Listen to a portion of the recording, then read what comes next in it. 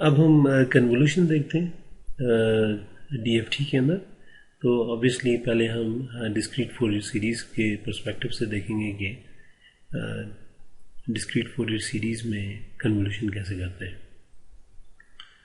First करें, हमारे पास एक पीरियोडिक सिग्नल है एक्स ऑफ एन, एक और दूसरा periodic signal y of n है, और दोनों का पीरियड जो वाई है। तो एक्स ऑफ एन की जो डिस्क्रीट फोरियर सीरीज है वो एक्स टिल्डा ऑफ के होगा, और इसी तरीके से periodic y of n signal जो है इसका डिस्क्रीट फोरियर सीरीज हम मालूम करेंगे, क्योंकि पीरियोडिक है इसलिए वाई ऑफ टिल्डा ऑफ के इसकी फोरियर सीरीज कोफिशिएंट होगी। अब हमें मालूम है कि जो ये स्पेक्ट्रल डोमेन है या सैम्पल्ड स्पेक्ट्रल डोमेन है, तो इसमें जो स्पेक्ट्रम है वो एक्चुअली मल्टीप्लाई होगा। So yx tilde of k would be multiplied by y tilde of k, and this will give us the product of the spectrum. हम ये देखना चाहते हैं कि जो सीक्वेंस जो यहाँ पे x of n और y of n है, there will be some convolution, और आए वो कन्वोल्यूशन क्या होगी या नहीं होगी वो हम देखेंगे कि वो क्या चीज़ है। एक चीज़ जो हम पहले से जानते हैं वो ये कि हमारे पास अगर एक सीक्वेंस है तो उसका जो फोरियर ट्रांसफॉर्म है जो कि DTFT है, तो वो आ जाता है DTFT x of e j omega. इसी तरीके से एक और सीक्वेंस वाई ऑफ एन है, उसका जो DTFT है that is y of e j omega. तो अगर हम इन दोनों को मल्टीप्लाई करें स्पेक्ट्रम को, so it would end up into a convolution in the index domain।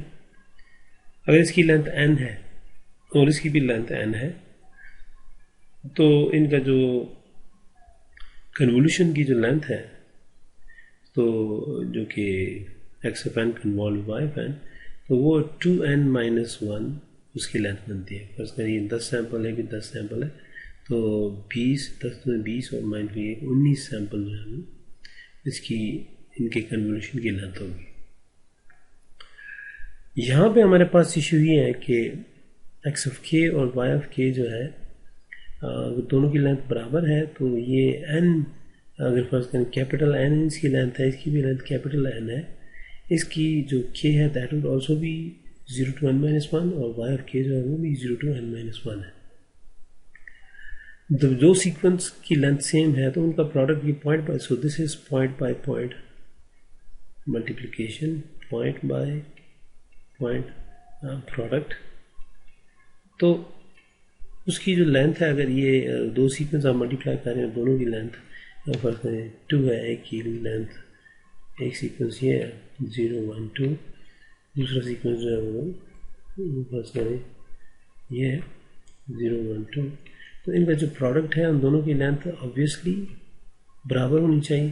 तो दोनों के प्रोडक्ट की जो पी ऑफ के उनका प्रोडक्ट है, फोरियर सीरीज का जो प्रोडक्ट है रिजल्टेंट, वो भी हमारे पास n पॉइंट्स होगा, ये n पॉइंट। तो that is not matching the convolution of the index domain जो हम यहाँ देख रहे हैं। So it means that P of n is something else in the time domain, or in other words in the index domain। तो इसको थोड़ा सा हम देखते हैं। इसका प्रूफ कुछ इस तरीके से है कि P of n जो है वो हम मालूम कर सकते हैं इनवर्स DFT से। तो ये P of n है, इसका जो प्रोडक्ट है फोरियर सीरीज प्रोडक्ट वो एक्चुअली पी टिल्डा ऑफ के है, जो कि एक्चुअली एक्स ऑफ के और वाई ऑफ के डिस्क्रीट फोरियर सीरीज का प्रोडक्ट है। इसको wn माइनस एन के से मल्टीप्लाई करके 1 of n से स्केल भी कर देंगे, तो this would be actually the inverse DFT, because from the spectrum we are sample spectrum we are finding the sequence।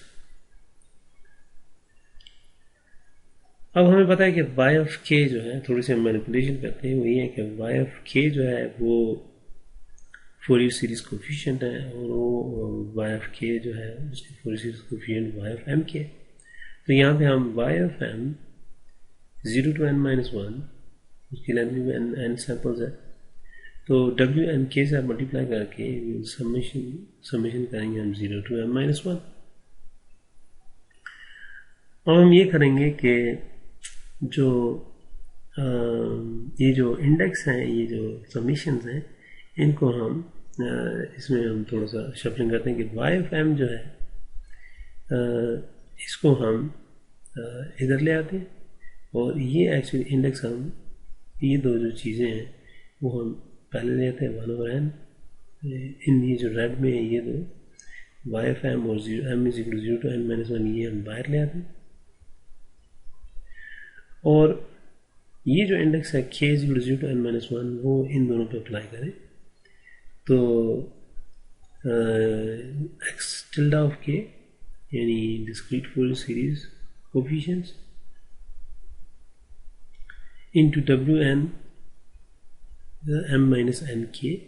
तो अगर तो यहाँ पे n k होता तो ये x ऑफ n होता, लेकिन अब चूंकि जो इंडेक्स में m-n है तो इसका मतलब है कि ये इनवर्स t है x tilde ऑफ n-m। तो अगर हम इसको देखें, सो this is not the summation जो रन हो रही है, सो this is the actually the formula for p of n in index domain is equal to y of m, periodic y of m into x of n minus m। so this is convolution formula के p of n। तो एक दूसरा index हमने उठाया, उसी index को दूसरे signal के उसी इंडेक्स को फ्लिप किया, इनमें से एक जो भी आपकी चॉइस है उसको फ्लिप कर दें, और फिर इंडेक्स n जो है वो शिफ्ट करते जाएं, और सैम्पल बाय सैम्पल आप प्रोडक्ट और ये समेशन मालूम करके आप पर्टिकुलर जो प्रोडक्ट के जो सैम्पल्स हैं वो मालूम कर सकते हैं। सो पहली बात तो ये कि हमने जो देखा था कि डिस्क्रीट ये लीनियर कन्वोल्यूशन में जो लेंथ थी वो ट्वाइस, यानी दोनों की लेंथ का समेशन -1। तो यहाँ पे actually this is n point, so the product length is n points, so it is not linear convolution। so this leads to a new name which is actually known as circular convolution, which is different from linear convolution। so p of n is equal to, हम ये कहेंगे कि x of n convolved with y of n। इसमें हम क्या करते हैं, पहले इंडेक्स चेंज करते हैं, इनमें से जिसको मर्जी आप फ्लिप करें, फ्लिप एक्स वाई में से दोनों की चॉइस आपके पास, तो किसी एक को फ्लिप करना है और दूसरे को एज इट इज रखना है, और फिर इंडेक्स एन चलाते जाना है। तो एक एग्जांपल से हम ये देखेंगे कि ये कैसे ये कन्वोल्यूशन नजर आएगी। अभी ये फर्ज करें हमारे पास x ऑफ n एक सीक्वेंस है, इसकी लेंथ 3 है, एक और सीक्वेंस y ऑफ n इसकी लेंथ 2 सैंपल्स है। इसकी वैल्यू सपोज कर लेंगे, इसके सीक्वेंस की वैल्यू 1 और ये जो है वो हाफ है 0.5। सो this is the amplitude of this samples, और ये जो है इसकी वैल्यू 1 है। तो हमने इन दोनों को कन्वॉल्व करना है, and then the convolution is actually this circular convolution, जो दिस इज लीनियर कन्वोल्यूशन।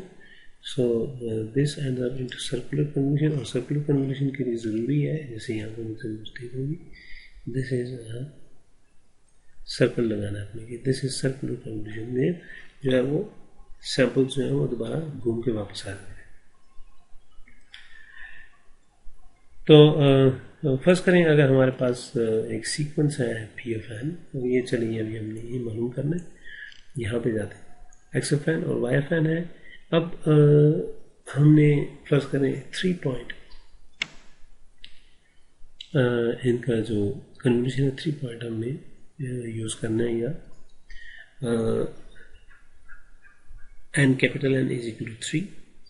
तो वो अगर हम देखें तो इसकी लेंथ 3 सैम्पल्स है, इसकी लेंथ 2 सैम्पल्स है, तो हम क्या करेंगे, दोनों की लेंथ को बराबर करने के लिए ये YFN है उसमें हम क्या करेंगे, 0 पैडिंग कर देंगे, इसमें हम एक 0 ऐड कर देंगे.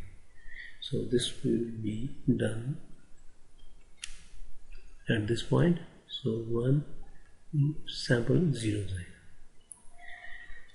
अब हम ये करेंगे कि हमारे पास XFN सीक्वेंस है, इसको ये DFT लेने के बजाय हम इसका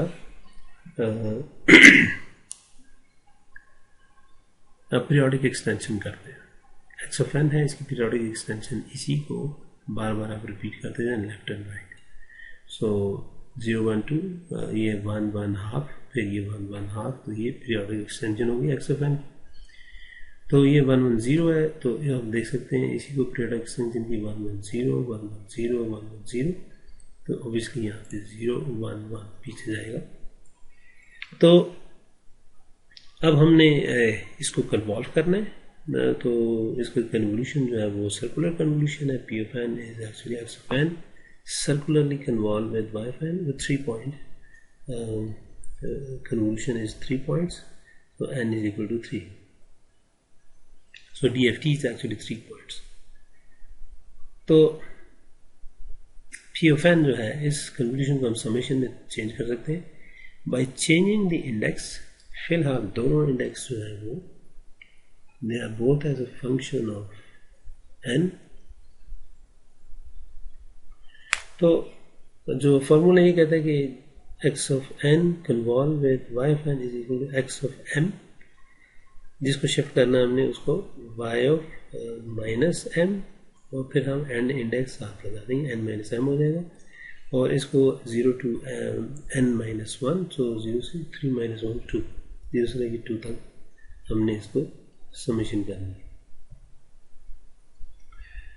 तो अब अगर हम देखें तो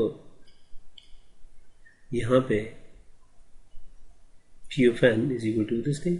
तो अब हम इसको ग्राफिकली बनाते हैं. जो मेन हमारा सिग्नल था, एक्चुअली इसकी पीरियोडिक एक्सटेंशन की थी, उसको मैंने येलो से हाईलाइट कर दी उन सैंपल्स को, और ये आगे पीरियोडिक एक्सटेंशन है. और पहला काम हमने ये करना है कि इंडेक्स चेंज करना है, XFM लेना है. दूसरा काम ये कि हमने YFM जो एक्चुअली यहाँ पे मैंने दोबारा प्लॉट किया है, इसको फ्लिप करना है. YFM माइनस m और n एक्चुअली 0 रख दूँ तो देखते हैं अभी हम क्या होता है. सो YFM ये है, तो मैंने पीरियोडिक, और YF माइनस m क्या होगा, एक्चुअली जो पॉजिटिव इंडेक्स की जो सीक्वेंस है वो नेगेटिव पे चले जाएंगे, और नेगेटिव के पॉजिटिव, इसका मतलब है कि mirror image around the y axis. तो 0 0 पे ही रहेगा. ये जो 1 पे इंडेक्स है, इंडेक्स 1 पे जो वैल्यूज 1 है वो अब इधर चली जाएगी. तो ये आप देख रहे हैं यहाँ से शिफ्ट इधर आ गया, और यहाँ पे जो वैल्यू 0 थी वो मिरर इमेज यहाँ पे उसका 0 है. सिमिलरली पीछे जो है वो इससे एक इंडेक्स पीछे चले जाए तो -2 की बात है. -2 पे एक्चुअली ये 1 था, तो वो +2 पे एक्चुअली 0 था. तो ये फ्लिप कर दें तो ये इधर 0 हो जाएगा, यहाँ 0 हो गया, और ये उधर चला जाएगा 1 हो जाएगा, तो ये 1 है. So this also tells us the period. So 1 1 sorry -1 0, और ये 1 हो गया. इसी तरीके से आप 0 1 2 को में फिर फोकस करके आप बता सकते हैं कि यहाँ पे जो फ्लिपिंग है, ऐसे जो सीक्वेंस बन रहा है अब मेन वो 0, जिसका एम्पलीट्यूड 1 0 1 है. तो 1 0 1 आप रेपिटेशन करते जाए लेफ्ट एंड राइट. तो अब ये इस वक्त यानी इन दोनों को अगर आप मल्टीप्लाई करें तो आपके पास ये जो इन दोनों को आप मल्टीप्लाई करें, सो वो हमने यहाँ पे देख सकते हैं. अगर हम इंडेक्स n 0 डालें, इसका मतलब P of 0 is equal to m is equal to 2 YFM. यहाँ पे 0 था तो x of माइनस m. इसका मतलब है कि YFM और x of माइनस m को पॉइंट बाय पॉइंट मल्टीप्लाई करके तमाम सैंपल्स को सम कर दें. ये देखो 1 into 1 plus 0 into 1 plus 1 into half. तो ये actually this ends up into 1.5. अब ये कह रहा है कि पी ऑफ 1 मालूम करना हो तो आपने m is two x of m y of यहाँ पे this actually tells us that this one, ये जो 1 है, so this one है। अब y माइनस m को आप 1 यूनिट राइट शिफ्ट करेंगे तो ये y माइनस m है, इसको राइट शिफ्ट करूँ तो ये इधर चला जाएगा तो 0 पे 1, फिर 1 पे भी 1 और ये राइट पे चला 1 1 0। तो अब ये 1 1 0 1 1 0 1 1 0 और लेफ्ट साइड पे 0 और पीछे 2 1। तो अब 1 माइनस m है, इसमें जो 0 1 2 इंडेक्स है और 0 1 2 index point by point multiply करें, बाकी ऑब्वियसली सारे यही होंगे क्योंकि ये पीरियोडिक सिग्नल है। तो ये बन जाता है 1 इंटू 1 1 इंटू 1 और half into 0। So 1 1 1 1 half into 0, this ends up into 2। अब मैं y ऑफ p ऑफ 2 मालूम करने के लिए